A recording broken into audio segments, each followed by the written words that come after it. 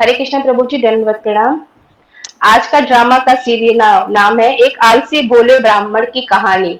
और नरेटर मैं बनी हूँ। माता संगनी श्याम प्रिया माता जी ब्राह्मण। शिष्य बने हैं विशाखा गुप्ता माता जी। हरे गुरु जी कृष्णा। बने गुरु जी बने हैं पूनम शाह माता जी। श्री राम जी पूनम जायसवाल माता जी। अब मैं स्टार्ट करती हूँ प्रभु जी।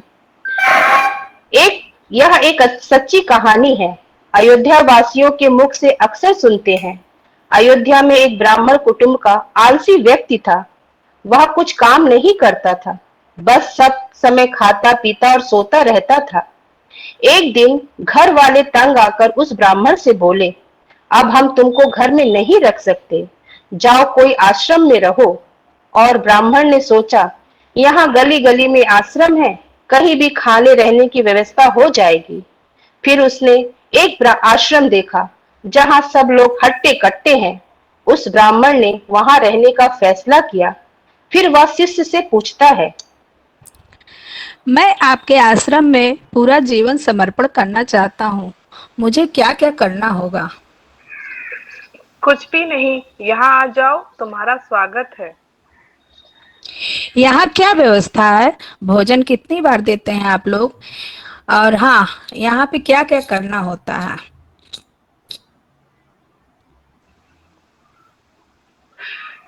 हाँ हाँ, हम प्रसाद दिन में 3 बार देते हैं। सुबह जप करना, भजन करना है और गुरुजी का भजन सुनना है। ब्राह्मण यही चाहता था। अरे वाह, मैंने तो जो सोचा था ऐसा जीवन ही चाहिए। वह खुश था। बस थोड़ा सा भागवत सुनना, भजन करता और जाकर पीछे सो जाता। जब प्रसाद का समय होता तो भरपेट प्रसाद ग्रहण करता। इसी तरह 15 दिन बीत गए। ब्राह्मण ने देखा कि आज रसोई में कुछ नहीं बन रहा है, तो वह बेचैन हो गया। आज खाना क्यों नहीं बन रहा है? रसोई बिल्कुल खाली पड़ा है। अरे, तुमको पता नहीं, आज एकादशी है। मैं तो एकादशी व्रत नहीं करता। आपको पहले बताना चाहिए था। फिर मैं आपके आश्रम में नहीं रहता, कोई और आश्रम में रहता। अरे भाई, अयोध्या में कहीं भी कोई आश्रम में जाओ, एकादशी पालन तो सबको करना पड़ता है। मुझसे तो नहीं होगा। मैं खाए बिना नहीं रह सकता। खाली पेट से मैं मर जाऊंगा। गुरु जी देखिए कितना नाटक कर रहा है, चिल्ला रहा है, रो रहा है। क्या करना है इसका? मैं आपके पाँव पकड़ रहा हूँ गुरुजी, सचमुच मैं बिना खाए नहीं रह सकता। अगर आपने मुझसे एकादशी करवा ली तो मैं मर जाऊंगा। मुझसे भूख बर्दाश्त नहीं होती। कुछ भी करिए गुरुजी। मुझे पता है आप बहुत दयालु हैं। कुछ उपाय जरूर निकालेंगे। अच्छा ठीक है, तुम खाना चाहते हो तो खाओ, लेकिन एक शर्त है। तुम जो भी खाओगे भगवान को भोग लगा कर खाओगे। ठीक है गुरुजी, आप जैसा बोलेंगे मैं वैसा करूंगा। बस आप भोजन दिलवाइए। नहीं, आज आश्रम में प्रसाद नहीं बनेगा। तुम सरयू नदी के किनारे जाकर अपनी प्रसाद बनाओगे और भगवान को बिना भोग लगाया मत खाना। हाँ हाँ हाँ, ठीक है गुरुजी, आपकी बातों को मैं जरूर मानूंगा। जब तक भगवान नहीं खाएंगे मैं नहीं खाऊंगा। ब्राह्मण को भंडार घर से आटा, दाल, चावल, चीनी जो भी चाहिए था मिल गया। सब कुछ दिया गया तो वह झटपट नदी के किनारे गया। इधर उधर से लकड़ियां लाता है, पर उसको ठीक से खाना बनाना नहीं आता था, क्योंकि उसने कभी खाना नहीं बनाया था। पर भूख की वजह से उसने आधा कच्चा आधा पक्का भोजन बना लिया और जल्दी से तुलसी पत्ता डालकर भगवान को भोग धराया। वह ब्राह्मण आलसी था, पर उसके मन में कोई छल कपट नहीं था। वह भोला था। वह कभी भगवान को भोग नहीं लगाता था और उसे कोई भोग मंत्र भी नहीं आता था। फिर भी उसने सोचा कि भगवान को बुलाना है। अयोध्या में सब राम जी के भक्त हैं। वह राम जी को बुलाता है। राजा राम आइए, प्रभु राम आइए, मेरे भोजन का भोग पाइए। अरे, मैं इतना देरी से बुला रहा हूँ, आ नहीं रहे हैं। ओ, मैं समझ गया। वो तो मंदिर गए होंगे। वहां तो पूड़ी, हलवा, खीर, पकौड़ा सब बनता है, लेकिन आज तो कुछ बना नहीं है। खाली हाथ आएंगे। ठीक है, मैं उन्हें बता देता हूँ, उनका समय बर्बाद नहीं होगा। भूल करोगे यदि तज दोगे, भोजन रूखा सूखा। एकादशी आज मंदिर में रहोगे भूखे बैठे, राजा राम आइए, प्रभु राम आइए, मेरे भोजन का भोग पाइए। साकेत धाम में राम जी उसके भोले भाव पर हंस रहे हैं। तब राम जी सीता माँ से बोले, आज हम वहां भोजन ग्रहण करते हैं। भगवान राम और माता सीता दोनों को आता देखकर ब्राह्मण सोचता है कि मैंने तो एक को बुलाया था और दो आ रहे हैं, अब तो भोजन नहीं बचेगा। क्या बात है, तुम मुझे देखकर खुश नहीं हो रहे हो?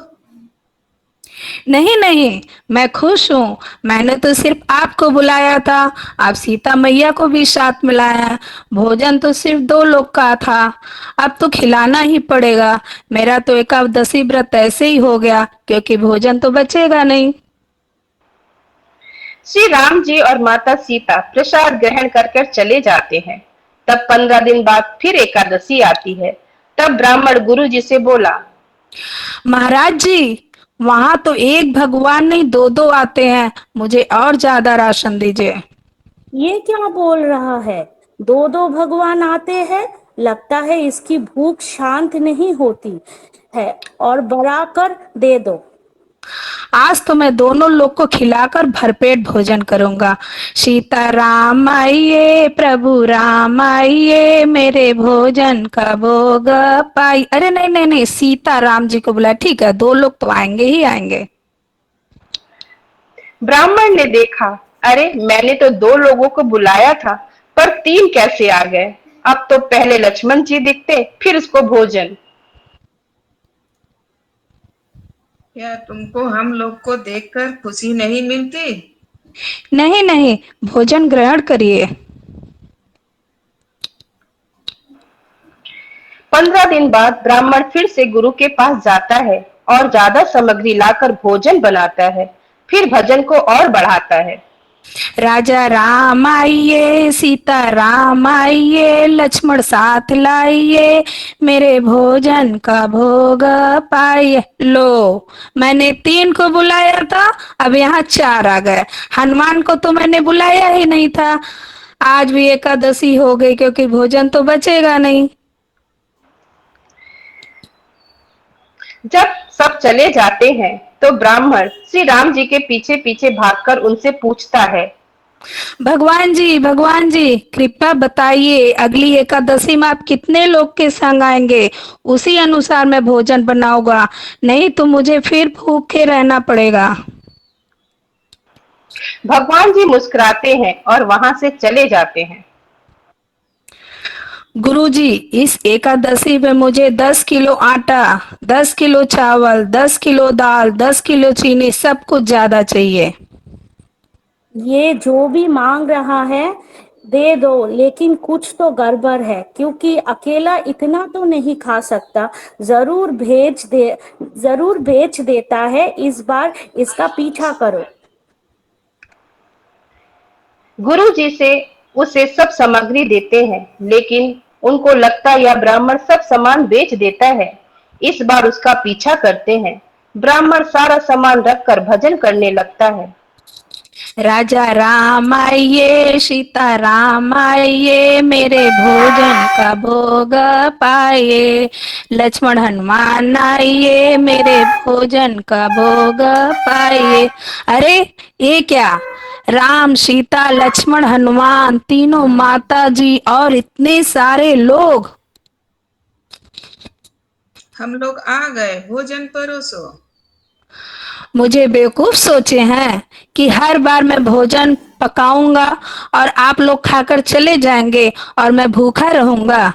मैंने कुछ भी नहीं बनाया, वहां सब सामान रखा है।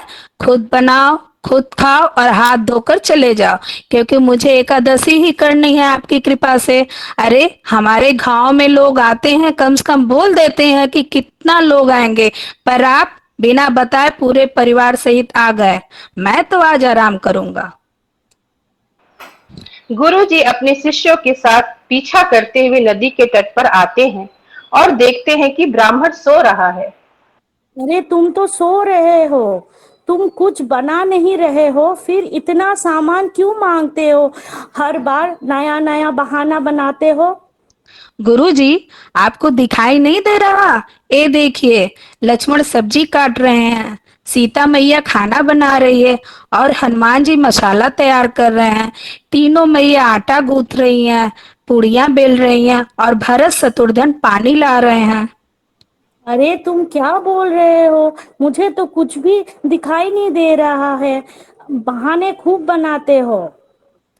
अरे राम जी, कृपा करके इनको दिखो कि आप लोग क्या कर रहे हैं। इनको भी पता चले आप मेरे ऊपर कितना अन्याय कर रहे हैं। फिर गुरुजी को सारा दृश्य दिखाई पड़ता है कि सब लोग मिलकर भोजन पका रहे हैं। तब गुरुजी रोने लगते हैं। मैंने इतने सालों से भगवान को बुलाता हूँ, उनको भोग लगा रहा हूँ, लेकिन मेरा भोग भगवान नहीं लिए। और तुमको ना शास्त्र का ज्ञान है, ना मंत्र जानते हो, लेकिन तुम्हारे भूख स्वीकार करने के लिए ठाकुर जी खुद आ गया। ये तो भगवान का भाव है, कोई नियम पूरा करने के लिए नहीं। अगर कोई भाव से या पूरे विश्वास से भगवान को बुलाए तो भगवान स्वयं आते हैं। जैसे सबरी, विभीषण, केवट, ऋषिगण और किष्किंधावासी, भगवान तो भावग्रही हैं कि भगवान आ उस क्योंकि उस ब्राह्मण को विश्वास था कि भगवान आते हैं, प्रसाद खाते हैं, पर हमारा जैसा भाव रहता है वे उसी रूप में रहते हैं। यदि हम सोचते हैं कि ये मूर्ति है तो वह मूर्ति रूप में है, और यदि हम सोचते हैं कि वह भगवान है और हर चीज ग्रहण करते हैं तो वो करेंगे ही। भगवान कितने दयालु हैं। हरि बोल, हरे कृष्णा, दंडवत प्रणाम। हरि हरि बोल। बोल, बहुत अच्छा, हरि बोल। बहुत बढ़िया, हरि हरि बोल। बोल। बहुत हरि बोल। बहुत हरि बोल। बढ़िया लगा। बहुत बढ़िया। कि आप बहुत बढ़िया बोली, बहुत अच्छा। बहुत